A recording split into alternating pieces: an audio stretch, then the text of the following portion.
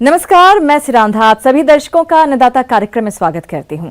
किसान हमारे देश के अन्नदाता हैं और वे ही हमारे देश के भाग्य विधाता हैं।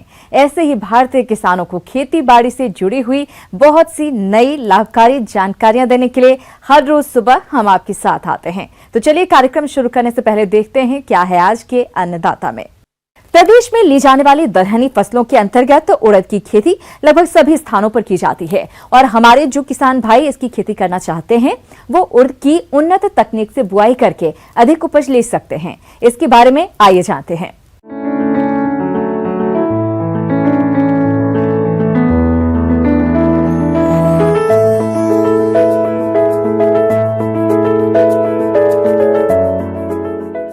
जैसा कि हम जानते हैं कि हमारे प्रदेश में उड़द की फसल खरीफ मौसम में और ग्रीष्म ऋतु में उगाई जाती है। चूँकि अभी खरीफ का मौसम चल रहा है, जून जुलाई में अभी उड़द की फसल बुआई के लिए उपयुक्त समय है।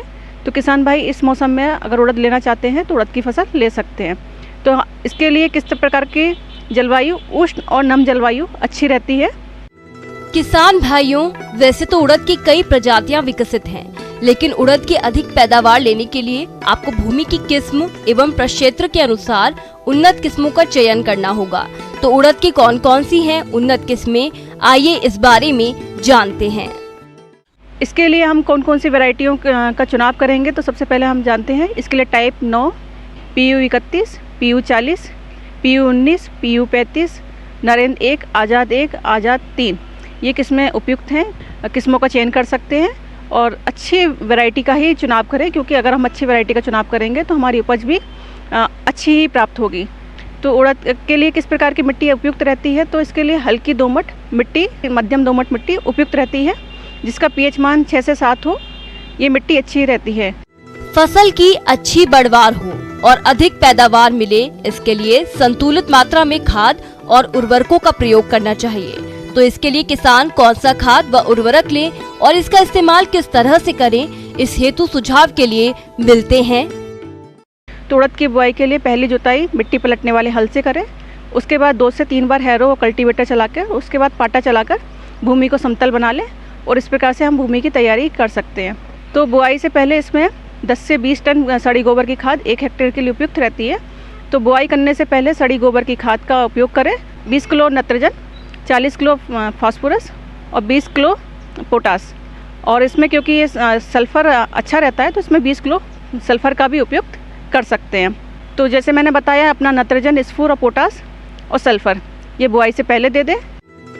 आज के समय में कोई भी फसल कीट और रोगों के प्रकोप से अछूती नहीं, इसीलिए फसल को कीट रोगों से बचाने के लिए सबसे सस्ता और अच्छा उपाय है बीज उपचार। तो किसान अपने स्तर पर किस तरह से करे बीज उपचार, वह इस प्रकार से है। तो इसके लिए 1 हेक्टेयर के लिए 15 से 18 किलो बीज लगता है। तो जो मैंने आपको पहले किस्में बताई हैं उनमें से आप कोई भी किस्म का चुनाव करके आप बुआई कर सकते हैं। अब इसका जब हमने बीज लिया है तो बीज उपचार कैसे करें। अगर हम रासायनिक विधि से बीज उपचार कर रहे हैं तो इसके लिए डायथेनम M45 आता है, उसका 2 से 2.5 ग्राम मात्रा प्रति किलो बीज के हिसाब से आप उपचारित कर सकते हैं। चूँकि उड़द एक दलहनी फसल है तो इसमें राइजोबियम जो आता है कल्चर वो अच्छा रहता है। तो राइजोबियम कल्चर का एक पैकेट आता है 200 ग्राम का, उसका 10 किलो बीज के लिए उपयुक्त रहता है। तो इससे क्या होता है कि चूँकि ये दलहनी फसल है तो राइजोबियम कल्चर से इसके नोड्यूल बनने में और जो भूमि में नत्रजन है उसके उपयुक्त की क्षमता बढ़ती है। अब हम बुआई का तरीका कौन सा अपनाएं। इसमें बुआई सीड ड्रिल से करें। अपनी उड़द की फसल को 3 से 5 सेंटीमीटर की गहराई पे बोएं और कतार से कतार की दूरी 30 सेंटीमीटर और पौध से पौध की दूरी 10 सेंटीमीटर पर बुआई करें। उड़द की बुआई के बाद फसल की अच्छी बढ़वार हो और आने वाले दिनों में भरपूर पैदावार मिले, इसके लिए कौन कौन से कार्यों को किस तरह से करना होगा, वो इस प्रकार से है। और इसमें सिंचाई, किसान भाई चूँकि खरीफ का मौसम है, बारिश पे ज़्यादातर फसल निर्भर रहती है, ज़्यादा इसमें पानी की आवश्यकता नहीं होती है। लेकिन किसान भाई जल निकास की जब समुचित व्यवस्था करें, क्योंकि अगर पानी भर गया तो फसल को नुकसान होगा। तो जल निकास का उपयुक्त प्रबंध करें। अगर हमारे वर्षा से हम बो रहे हैं तो इसमें 2 क्रांतिक अवस्थाएं रहती हैं इसमें सिंचाई की, एक फूल बनते समय, एक दाना भरते समय। तो उस समय किसान भाई अपनी फसल में पानी की व्यवस्था को ध्यान रख लें। अगर उस समय बारिश हो गई है तो उपयुक्त है, अगर नहीं हुई है तो उस समय सिंचाई ज़रूर करें, क्योंकि अगर सिंचाई नहीं होगी तो उतनी दाना अच्छा नहीं बन पाएगा। इसमें बरसात के मौसम में ज़्यादा खरपतवार आते हैं, तो खरपतवार नियंत्रण करना बहुत ज़रूरी है। वासालिन करके दवाई आती है, इसकी 1 लीटर दवा प्रति एकड़ के हिसाब से बुआई से पहले आप उपयोग करें तो खरपतवार नियंत्रण हो सकता है। फिर 30 से 45 दिन बाद फिर से हमको खरपतवार नियंत्रण करना पड़ेगा, तो वो मजदूर लगा के किसान भाई कर सकते हैं।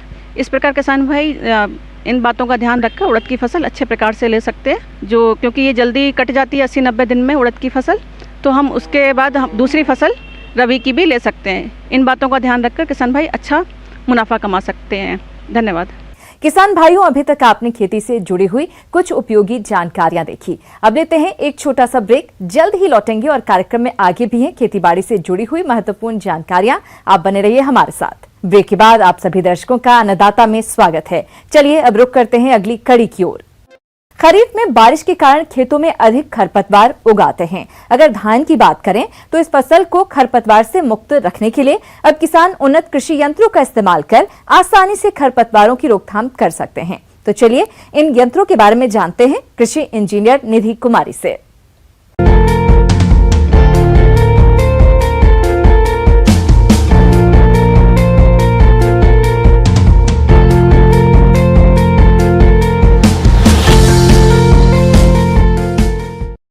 नमस्कार। आज हम बात करेंगे खरपतवार निकाई यंत्र की, जिसको भी बोलते हैं कि वीडर बोलते हैं हम। वीडर जनरली होते हैं हमारे 2 प्रकार के होते हैं, और वीडर जो खरपतवार निकाई के लिए इस्तेमाल होता है उसकी एक्चुअली क्या होती है कि अगर हम वीडर का इस्तेमाल करते हैं तो हमारा लेबर कॉस्ट बच जाता है, और अगर हम टाइम की बात करें समय की काफ़ी बचत हो जाती है। तो अगर हम देखें तो 60 से 65% तक की हमारी लेबर कॉस्ट की कमी हो जाती है, और उतना ही 60 से 65% जैसे हमारे टाइम की सेविंग हो जाती है। तो आज के ज़माने में जो हमारे किसान भाई हैं वो लेबर के जो रिक्वायरमेंट है वो पूरी नहीं कर पाते। हमें अक्सर देखते हैं कि पीक सीजन में हमारे पास मजदूरों की कमी हो जाती है, और इस कारण से जो लेबर का कॉस्ट है वो बढ़ता जाता है, और हमारे किसान उसको अफोर्ड नहीं कर पाते, उसको नहीं ये कर सकते। तो इस तरह की खेती के लिए हमें क्या करना चाहिए? जो वीडर का इस्तेमाल एक्चुअली 2-3 तरीके से कर सकते हैं। एक तो होता है हस्त संचालित, और एक होता है पावर ऑपरेटेड। तो पावर ऑपरेटेड जिसमें बोलते हैं कि शक्ति लगती है, उसमें अगर हम हस्त संचालित की बात करें तो हमारे पास बहुत सारे वीडर हैं। पहला तो होता है कोनो वीडर। तो कोनो वीडर की बात करें तो आप देखेंगे कि कोनो वीडर में 2 तरह के रोटर होते हैं, 2 रोटर होते हैं।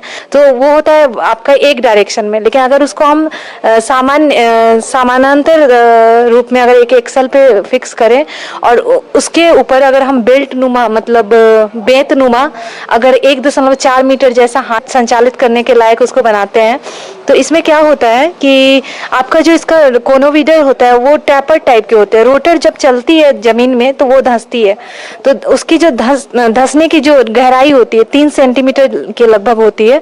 तो आप देखेंगे कि जो मिट्टी के अंदर रोटर जब चलती है तो उसका एक्शन होता है पुलिंग एंड पुशिंग, मतलब वो पीछे जाता है फिर आगे जाता है। तो इसमें क्या होता है कि आपकी जो वीड होती है, जो आपके खरपतवार होते हैं वो अपरूट हो जाते हैं, वो जमीन से वो निकल जाते हैं। तो इसमें सिंपली क्या करते हैं हमारे किसान भाई, बेत को पकड़ते हैं और उसको आराम से चलाते हुए जाते हैं। तो अगर आप खुरपी से या किसी और चीज से निकाई करते हैं जो हमारे जो पारंपरिक तरीके होते हैं उससे काफी अच्छा होता है। और इसकी जो फील्ड कैपेसिटी होती है वो आधे एकड़ प्रतिदिन के हिसाब से आप ले सकते हैं। एक दिन में 8 घंटे 9 घंटे अगर हम काम करते हैं तो आधा एकड़ प्रतिदिन के हिसाब से इसकी क्षमता होती है, कार्य क्षमता। और ये सिंगल ऑपरेटेड होता है, मतलब एक इंसान की जरूरत होती है इसमें, और ये ड्रजरी रिडक्शन कम करता है आपके खुरपी जो पारंपरिक तरीके से जो हम वीडिंग करते हैं।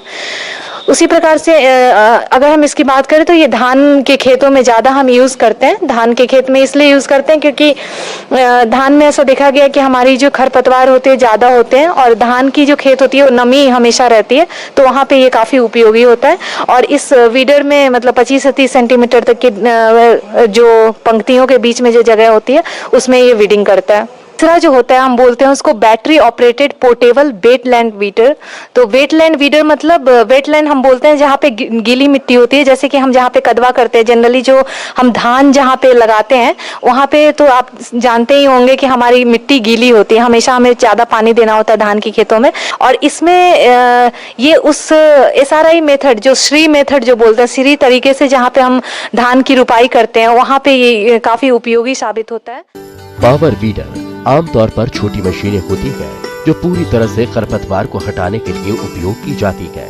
इन मशीनों को आसानी से इस्तेमाल किया जा सकता है, यहाँ तक कि इनके सुरक्षित संचालन के लिए किसी भी प्रकार के पूर्व प्रशिक्षण की आवश्यकता नहीं होती। यह वीडर इंजन, फ्रेम, ब्लेड्स तथा सहायक पहिए का मिश्रण होता है। ये आमतौर पर 2 छोटे स्ट्रोक इंजन द्वारा संचालित होता है।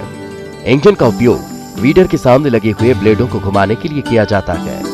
वीडर में इंजन को स्टार्ट करने के लिए रिकॉर्ड स्टार्टर लगा होता है। इंजन चालू होने के बाद मशीन को कोई व्यक्ति धकेल कर आगे बढ़ाता है। अधिकांशतः इंजन शक्ति का उपयोग केवल ब्लेड को घुमाने के लिए ही किया जाता है। और इसकी जो कार्य क्षमता है वो 0.2 से 0.2 से 0.3 हेक्टेयर प्रतिदिन की होती है। और इसका कॉस्ट थोड़ा ज़्यादा होता है अन्य हस्त संचालित वीडर से। इसकी कॉस्ट लगभग 8,000 रुपये होती है, लेकिन ये काफ़ी अच्छा होता है। चलाने के लिए भी आपको बहुत एक्सपीरियंस की ज़रूरत नहीं है। और इसमें ड्रजरी रिडक्शन होता है, बोलते हैं जो शरीर से जो आप थक जाते हैं वो नहीं होगा। और इसकी इफिशियंसी काफ़ी होती है, सबसे ज़्यादा इफिशियंसी 95% तक की इसकी वीडिंग इफिशियंसी होती है। और इसका जो कॉस्ट होता है, जो लागत होती है, कॉस्ट ऑफ ऑपरेशन जो बोलते हैं, ये 625 रुपये प्रति हेक्टेयर होता है। तो इसमें टाइम की काफ़ी बचत होती है। तो ये वीडर भी अच्छा है और 8,000 रुपये कुछ ज़्यादा भी कीमत नहीं है। तो आप इस तरह के वीडर को भी आप अपना सकते हैं। आगे और भी हैं खेतीबाड़ी से जुड़ी हुई बहुत सी रोचक जानकारियां, पर यहाँ पर रुकेंगे एक और छोटे से ब्रेक के लिए। जल्द हाजिर होते हैं। ब्रेक के बाद एक बार फिर से आप सभी दर्शकों का अन्नदाता कार्यक्रम में स्वागत है। बढ़ते हैं अगली प्रस्तुति की ओर। मौसम के अनुसार प्रबंधनों पर ही टिकी है आपकी खेतीबाड़ी, इसलिए मौसम पूर्वानुमान और उस पर आधारित साप्ताहिक कृषि सलाह इस प्रकार है। भारत मौसम विज्ञान विभाग, ग्रामीण कृषि मौसम सेवा केंद्र सीहोर, ग्वालियर, जबलपुर, रायपुर से प्राप्त मौसम रिपोर्ट के आधार पर इन क्षेत्रों के किसान भाइयों के लिए मौसम आधारित कृषि सलाह इस प्रकार है। मध्य प्रदेश और छत्तीसगढ़ में आगामी 4 से 5 दिनों के दौरान हल्की से मध्यम वर्षा की संभावना है। ऐसे में किसान भाई सोयाबीन की उन्नत प्रजातियों की बोनी करें। RVS 14, RVS 24, RVS 18, JS 20-34, JS 20-29, JS 20-98, JS 93-5 का चयन करें। इसके लिए सीड कम फर्टी सीड ड्रिल का प्रयोग किया जा सकता है। दलहनी फसलों के बीजों को राइजोबियम और PSB कल्चर से 5 ग्राम प्रति किलोग्राम बीज की दर से बीज उपचार अवश्य करें। बुआई के तुरंत बाद एवं अंकुरण से पहले खरपतवार नाशी डालें, जैसे डाइक्लोसुलम 26 ग्राम प्रति हेक्टेयर अथवा सल्फेंट्राजोन 750 मिलीलीटर प्रति हेक्टेयर अथवा पेंडिमेथिलीन 3 लीटर प्रति हेक्टेयर दर से छिड़काव करें। अरहर की उन्नत किस्में जैसे TJT 501, जवाहर अरहर 4, आशा JKM 7 एवं 189 आदि की बुआई करें। धान की शीघ्र तैयार होने वाली उन्नत किस्में जैसे JR 345, JR 201 पूर्णिमा तथा मध्यम अवधि की IR 64, IR 54, माधुरी, क्रांति, महामाया, पूसा बासमती आदि की रोपाई करें। नए फलदार पौधों के रोपण के लिए गड्ढे की तैयारी करें एवं गोबर की खाद 15 से 20 किलोग्राम प्रति गड्ढा जरूर दें। अमरूद और नींबू में गुटी बांधकर नए पौधे तैयार करें। कद्दू वर्गीय सब्जी लगाने के लिए थाला या माद बनावें तथा वर्षा 15 सेंटीमीटर होने पर लौकी, गिलकी, करेला, तुरई, खीरा, कद्दू आदि की बुआई करें। पूर्व में तैयार टमाटर, बैंगन, मिर्च एवं अगेती फूल गोभी की पौधे खेत में रोपें और आवश्यकता अनुसार सिंचाई करें। पशुशाला एवं मुर्गीशाला में किलनी एवं चिमड़ी के नियंत्रण के लिए मेलाथियान 3 मिलीलीटर प्रति लीटर पानी की दर से घोलकर छिड़काव करें। जुलाई अगस्त का महीना मछलियों के प्रजनन का होता है। नवीन मछली बीज डालें एवं तालाब में आवश्यक जीव जंतुओं तथा अवांछनीय मछलियों की सफाई करें। बकरियों को बारिश में भीगने से बचाने की व्यवस्था करें एवं CCPP का टीकाकरण करवाएं।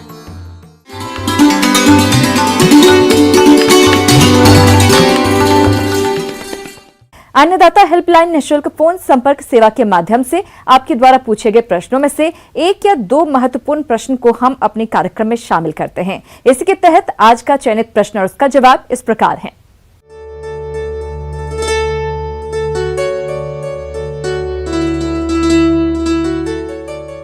अन्नदाता कार्यक्रम में आज जो प्रश्न हमने शामिल किया है उसे पूछा है जलालपुरा जिला भिंड से लोकेश यादव ने। आप पशुओं में होने वाले गलघोटू रोग की रोकथाम पर जानकारी चाहते हैं, तो लोकेश जी आपकी जानकारी के लिए देखिए कार्यक्रम का यह अंश।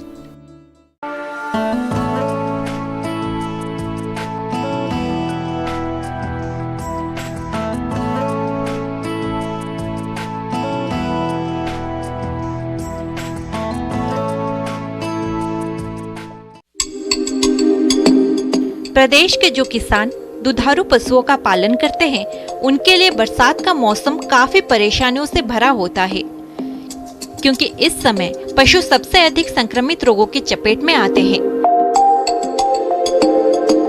ऐसे संक्रमित रोगों में से आज बात कर रहे हैं गलघोटू रोग की। गलघोटू गाय और भैंसों में होने वाला एक बहुत ही घातक और छूत रोग है, जो कि अधिकतर बरसात के मौसम में होता है। ये गायों की अपेक्षा भैंसों में अधिक पाया जाता है। ये रोग बहुत तेजी से फैलकर बड़ी संख्या में पशुओं को अपने चपेट में लेकर उनकी मौत का कारण बन जाता है, जिससे पशुपालकों को भारी नुकसान उठाना पड़ता है। इस रोग के प्रमुख लक्षणों में तेज बुखार, गले में सूजन आना, सांस लेने में तकलीफ होना और सांस लेते समय घर घर की तेज आवाज होना आदि शामिल है।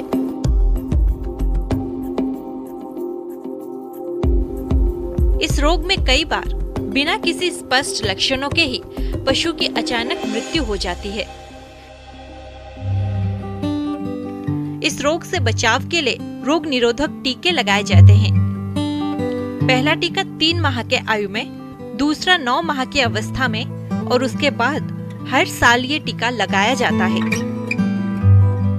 ये टीके कई पशु चिकित्सा संस्थानों में निशुल्क भी लगाए जाते हैं। अगर पशु इस रोग की चपेट में आ जाए तो उसे अन्य स्वस्थ पशुओं से अलग रखें और तुरंत ही पशु चिकित्सक को दिखाना चाहिए। सही समय पर उपचार दिए जाने पर रोगग्रस्त पशु को बचाया जा सकता है।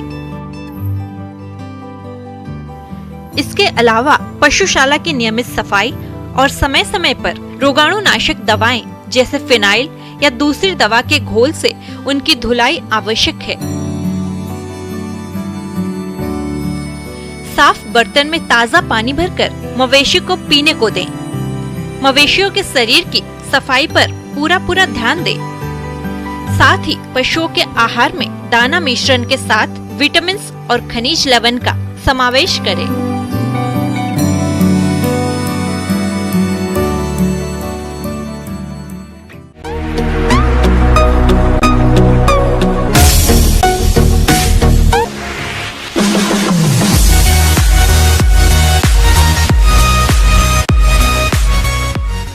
आइए अब एक नजर डालते हैं राज्य की कुछ चुनी हुई मंडियों के प्रमुख फसलों के बाजार भाव पर।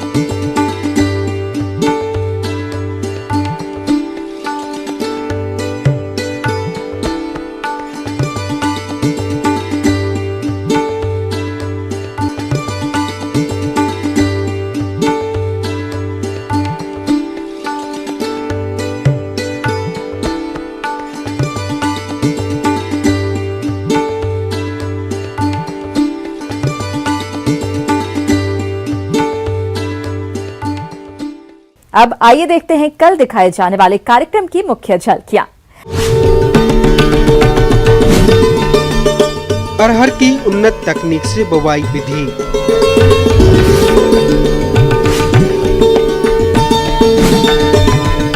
करौंदा की सफल बागवानी पर तकनीकी सलाह।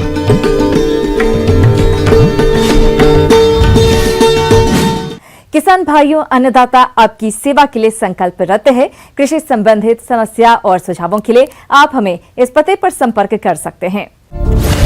प्रोड्यूसर अन्नदाता, news 18 Madhya Pradesh Chhattisgarh, Ramoji film city Hyderabad 501512। साथ ही आप हमें ईमेल भी कर सकते हैं। हमारा ईमेल है p18annadatamp@nw18.com। इसके अतिरिक्त आप हमें निःशुल्क हेल्पलाइन नंबर 180041921555 पर सोमवार से शनिवार सुबह 10 बजे से शाम 4 बजे के बीच संपर्क कर सकते हैं। किसान भाइयों, अब समय हो रहा है आपसे विदा लेने का, तो हमारी पूरी अन्नदाता टीम को दीजिए इजाजत। कल फिर आपसे मुलाकात होगी कृषि संबंधित कुछ और महत्वपूर्ण जानकारियों के साथ। नमस्कार।